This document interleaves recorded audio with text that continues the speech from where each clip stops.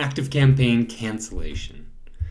We're going to talk about using ActiveCampaign to control access to a membership site even after somebody's canceled a subscription. And we're going to allow them to have access till the end of their payment period. To do so, we're going to need multiple automations, one that acknowledges the cancellation, one that I call a loop. It's a manual loop that waits X amount of days, and let's say a month, 30 days.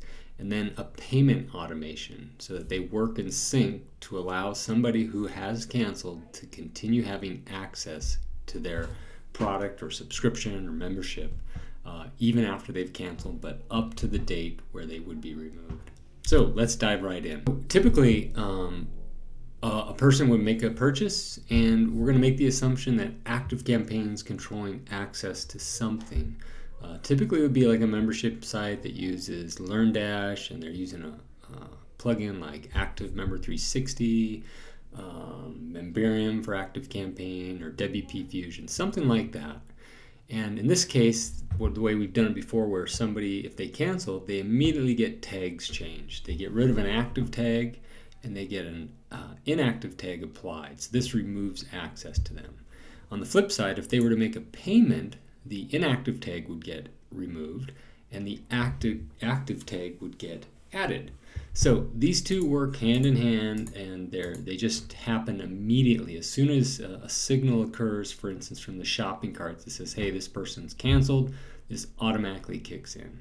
Now, if we want to make it so that they continue to have access to their product for the remainder of the period, we have to do things a little bit differently. So one automation we have is, again, this cancellation automation has been changed. All it does is add a tag basically called inactive, in this case 30 days. It's something different. Now what that does, or let me back up a little bit. In addition to when somebody makes a purchase initially, they get put into this automation called cancel 30 days. So whenever someone makes a purchase, they get put in here, they wait for 30 days, and notice I break it up into increments of 10 days. I just want to have be able to eyeball it and see how many people are in this automation and kind of where they are time-wise. You could simply put 30 days and have that wait, and that's all you need to do. I like to break it up. And then after 30 days, we go and check, do they have this inactive-30 days tag? If they do, remove this tag, add this tag, which should remind you of this, the cancellation automation we had. So we're basically doing the same thing in here, but prior to that, we waited for 30 days and we checked to see if that tag was applied. If they don't have that tag, then don't remove and add those tags, simply skip over and in the automation, which means they made the payment. They didn't cancel and they've made a payment.